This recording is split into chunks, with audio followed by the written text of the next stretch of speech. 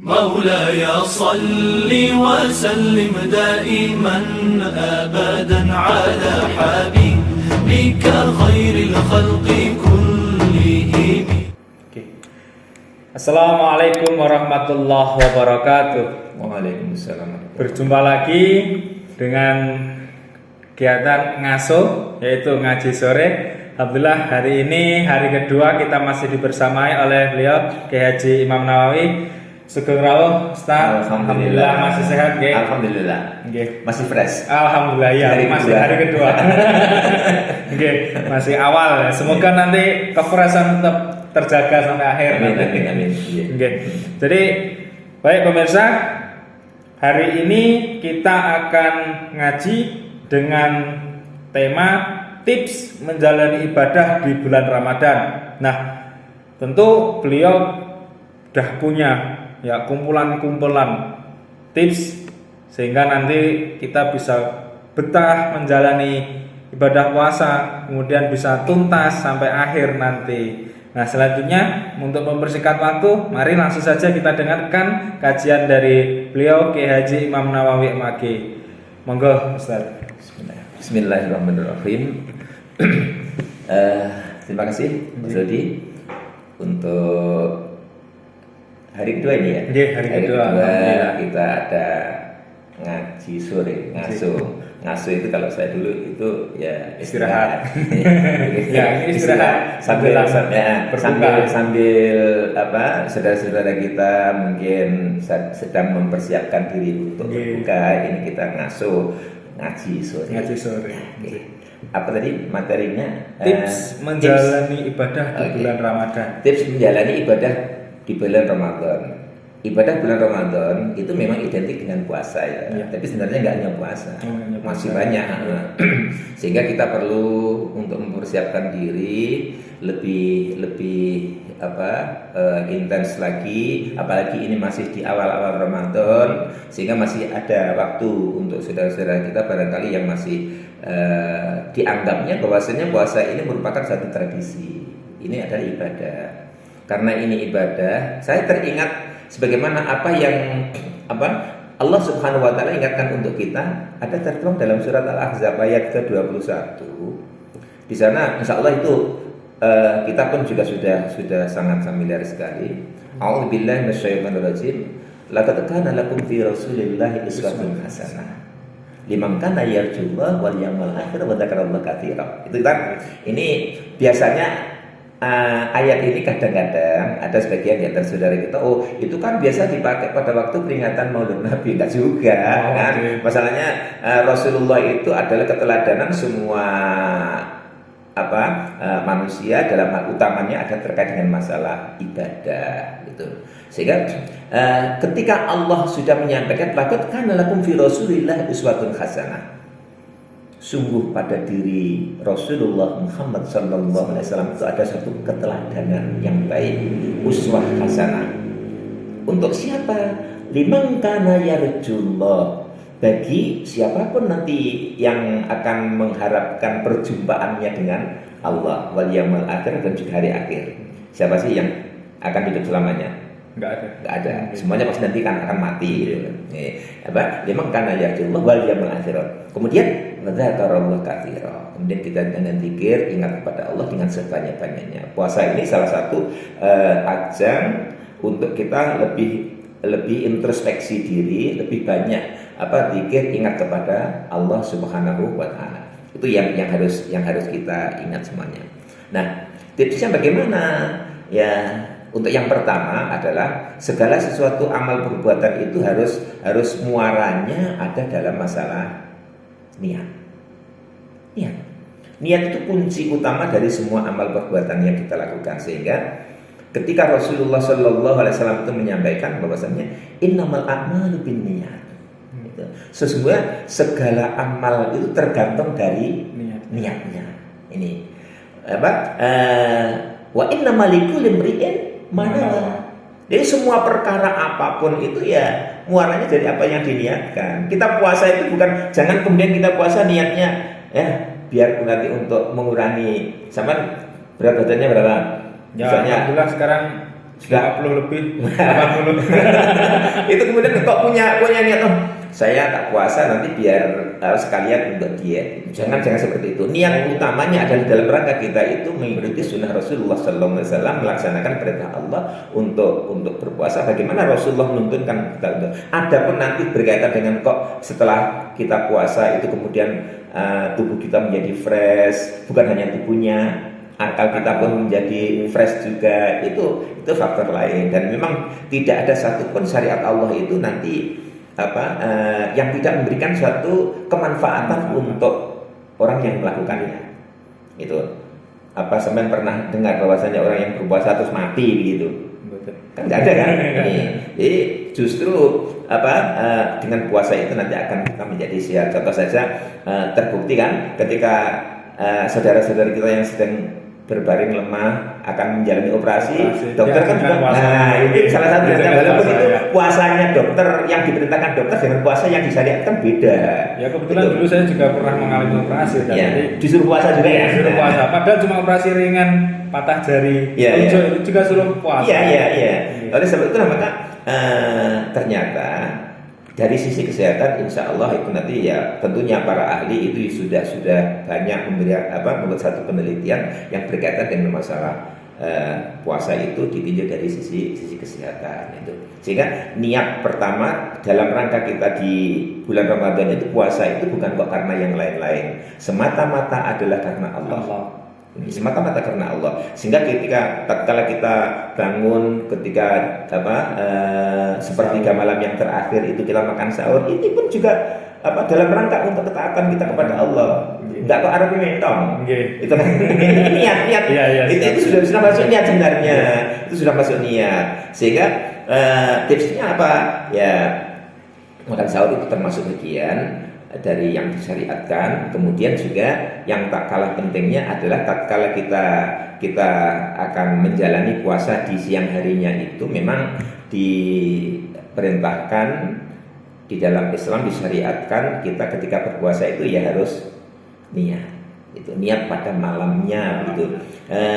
Nggak boleh kalau kita puasa Ramadan kok kemudian nanti niat setelah subuh begitu, nggak boleh. Ya kita harus mulai dari itu. Kapan? Ya sebenarnya boleh sih mulai ketika masuk waktu maghrib itu Bismillahirrahmanirrahim, besok saya akan puasa hari yang kedua misalnya begitu, boleh gitu. Nah, tapi kan dulu pada waktu saya masih di madrasah diniyah dulu oleh guru saya diajari niat puasa itu nawaitu sama watin anada ifati syahri Ramadan hadisan fadilina. Sampai sekarang itu masih familiar sekali di saudara-saudara kita ketika biasanya dilaksanakan setelah salat tarawih. Setelah salat tarawih itu. Sebenarnya itu mulai tidak harus setelah salat tarawih sih. Misalnya sebelum pun juga boleh. Bahkan yang penting pokoknya sebelum masuk waktu subuh itu tipsnya. Kemudian yang berikutnya ini yang berkaitan dengan masalah supaya nanti memberikan satu kemanfaatan untuk kita. Bagaimana tips supaya kita tetap fresh dalam kita menjalani ibadah puasa itu, di samping makan sahur, kemudian juga tolong jangan terlalu banyak tidur. Jangan terlalu banyak tidur. Kalau ada yang mengatakan bahwasanya tidur masuk dalam wilayah ibadah, enggak juga itu enggak. Ya enggak. Itu kan insya Allah itu sama dengan yang dulu pernah saya dulu ketika masa kecilan saya dulu pernah disampaikan pula yang berkaitan dengan menyambut seperti materi kita yang kemarin. Materi kita yang kemarin kan menyambut bulan Ramadan. Itu kan ada hadis yang nanti insya Allah juga akan beredar di media kita bahwasannya man farika bidukhul Ramadan haramallahu jasadahu alam niran gitu. Jadi barang siapa yang menyambut merasa senang datangnya bulan suci Ramadan, maka Allah akan mengharamkan jasadnya tersentuh api neraka. Itu bukan hadis loh itu sebenarnya. Itu bukan hadis. Kalau ada yang mengatakan hadis itu saya pernah baca itu insya Allah itu termasuk maudhu. Ya, termasuk hadis maudhu ataupun palsu gitu. Tapi kalau dalam rangka untuk menyemangati kita gitu, sebagian ulama mengatakan bahwasannya untuk fadil amal itu ya ya boleh saja itu jadikan sebagai pendorong semangat kita. Yo seneng lah nek jeneng Ramadan, nanti anak-anak kecil itu pun juga diperkenalkan dengan Ramadan itu. Kalau belum mampu ya nanti sampai ke saat berapa waktunya, mungkin kalau anak TK ya nanti sampai jam 10, 11 atau sampai 2, begitu terus berkembang terusnya gitu. Itu saat diantara. Kemudian juga karena ini momentum Ramadan itu tidak setiap saat ada, dan kita nggak ada jaminan ya. Kita nggak ada jaminan apakah kita nanti bertemu Ramadan yang akan datang gitu. Oleh sebab itulah ya diupayakan kita pun juga memperbanyak untuk sedekah. Ini dimana sedekah itu nanti menumbuhkan nilai kemanusiaan, rasa empati kepada saudara kita. Itu bukan hanya sekedar simpati, tapi empati. Bukan hanya sekedar empati, tapi simpati juga. Ketika kita memberikan satu santunan kepada saudara-saudara kita itu, dimana saya pun sering sampai kadang-kadang dengan mengelola para muhsinin akan memberikan sedekah itu, kenapa sih teman-teman saudara-saudara kami itu ketika Ramadan kok begitu antusiasnya, sehingga kadang-kala satu malam itu ada sampai 3 orang yang memberikan makanan di situ. Tapi masa saya akan nolak juga enggak kan? Dia sudah niatan baik seperti itu. Padahal kalau itu mungkin di anak-anak di pesantren atau di panti gitu kan, dia perlu makan itu bukan hanya Ramadan sebenarnya. Tapi itu dalam rangka untuk mengembangkan semangat dia untuk menghidupkan nuansa Ramadan. Itu pun juga kita merujuk dari apa yang disampaikan oleh Allah Subhanahu wa taala tertuang dalam surat Al-An'am ayat ke-160. Di mana ini janji Allah, man jaa bil hasanati falahu asyru amsalihah. Wa man jaa bis sayyiati fala yujza illa mithlaha gitu. Jadi barang siapa yang tatkala memiliki satu niatan kemudian diejawantahkan, diaplikasikan dalam kehidupan nyata, ini melakukan suatu perbuatan kebaikan itu, maka baginya akan mendapatkan fala yujza bi'asri amsaliyah, dengan 10 sampai 10 kali. Satu oleh Allah akan dilipat gandakan menjadi 10 kali lipatnya. Coba ini misalnya bank mana yang bisa memberikan satu kelipatan seperti itu? Misalnya sampai punya uang 1 juta, saya titipkan di sini, kemudian itu nanti akan dilipat dalam kurun waktu 1 bulan, nanti akan menjadi 10 juta. Nggak mungkin bisa, boleh jadi malah habis. Ya, sampai nanti habis. Tapi kalau itu nanti diinfakkan di jalan Allah, maka falahu asyru amsalihah, baginya akan mendapatkan 10 kali lipatnya. Tapi berbalik dengan kalau kita melakukan satu perbuatan salah, faman jaa bis sayyi'ah, dan barang siapa yang melakukan satu sayyi'ah, satu perbuatan yang keji, suatu perbuatan yang jelek, malah fala yujza, dia tetap akan dibalas oleh Allah, tapi illa mithlaha, tiada lain hanya satu kejahatan, satu kejelekan dibalas oleh Allah hanya 1. Tapi ketika kita melakukan satu kebaikan dibalas 10. Jadi sangat rugi sekali bagi seorang yang beriman ketika nanti sampai matinya nggak masuk surga. Ya kan? Mau satu kebaikan dilipat sampai 10 loh. Kok sampai dia ke neraka itu kan ya kebangetan loh. Ini padahal di penghujung ayat Allah menyampaikan wa hum la yudlamun, dan mereka itu nggak akan didolimi oleh Allah. nggak mungkin akan dirugikan oleh Allah. Yakinlah itu. Oleh sebab itulah maka ini merupakan satu motivasi bagi kita, tips untuk kita ketika mumpung kita dipertemukan oleh Allah di bulan Ramadan seperti saat sekarang ini, akan lebih baik kita ya memotivasi diri untuk memiliki satu empati, simpati kepada saudara-saudara kita yang lain. Itu salah satu di antara tips untuk menghidupkan, memakmurkan bulan Ramadan. Itu saya rasa.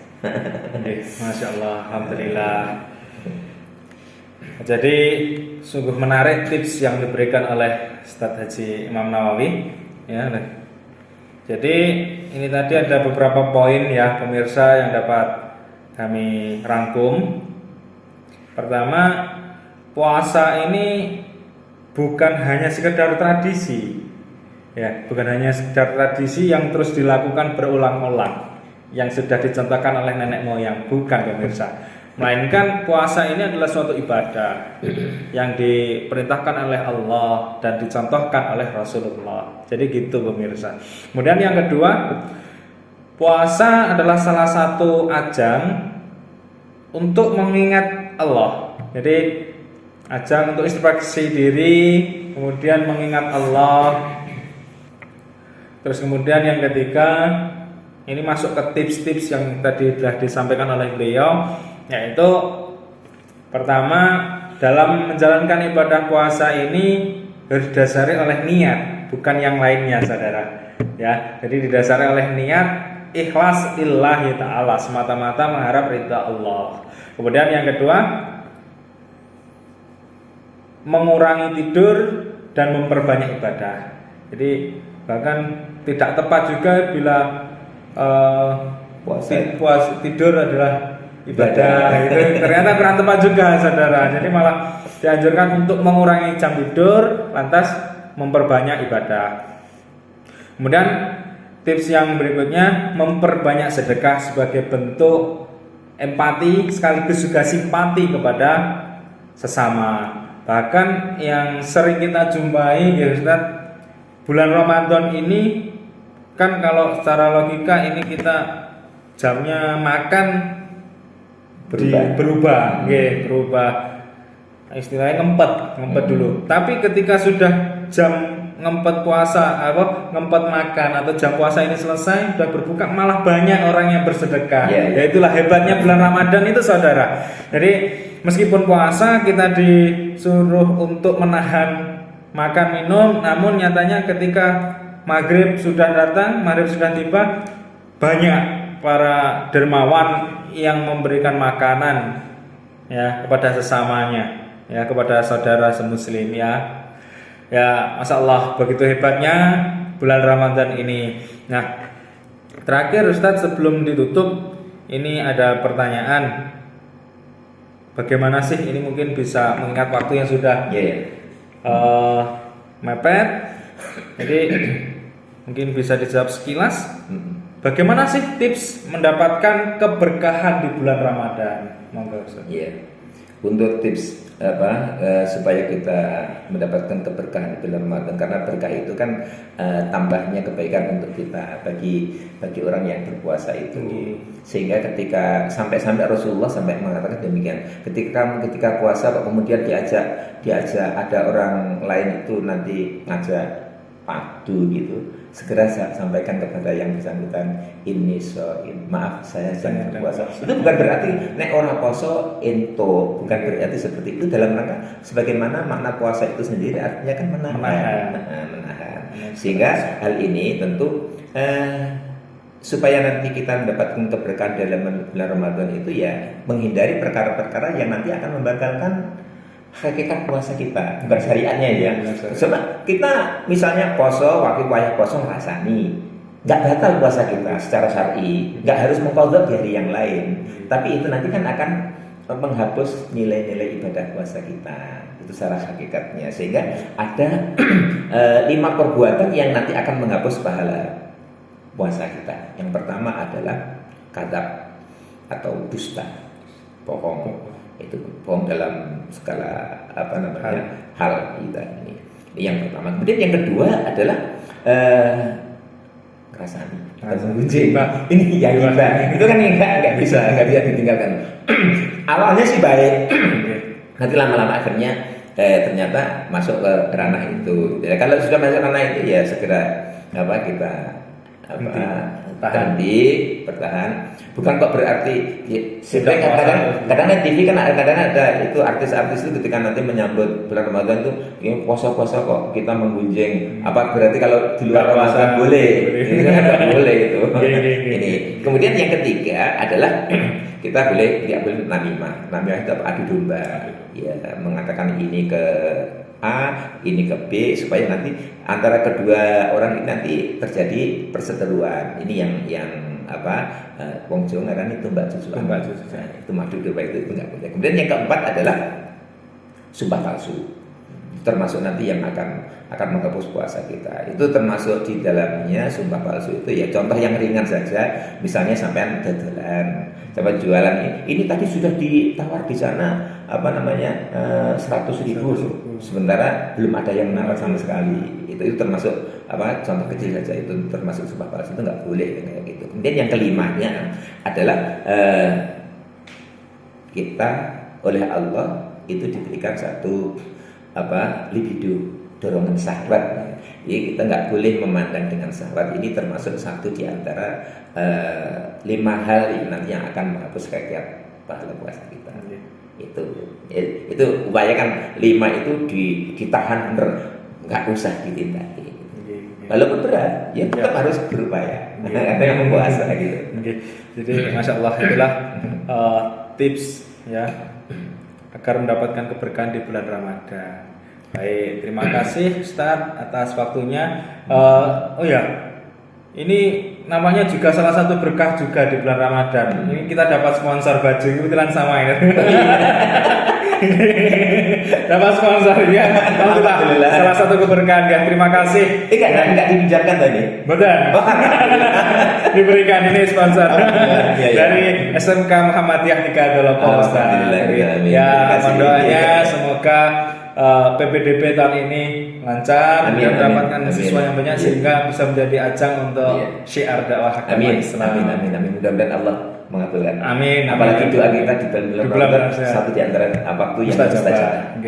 Amin ya rabbal alamin. Baik, terima kasih Ustaz Imam Nawawi atas waktunya. Sama-sama. Semoga bisa bertemu di sesi berikutnya, Ustaz. Insyaallah. Ya, terima kasih juga para pemirsa dimanapun berada. Mari kita tutup segmen pada kali ini dengan bacaan hamdalah. Alhamdulillahirabbil alamin. SMK Muhammadiyah Nikadolopo, cerahkan masa depan, santunkan kepribadian. Wassalamualaikum warahmatullahi wabarakatuh. Waalaikumsalam warahmatullahi wabarakatuh. مولاي صل وسلم دائما أبدا على حبيبك خير الخلق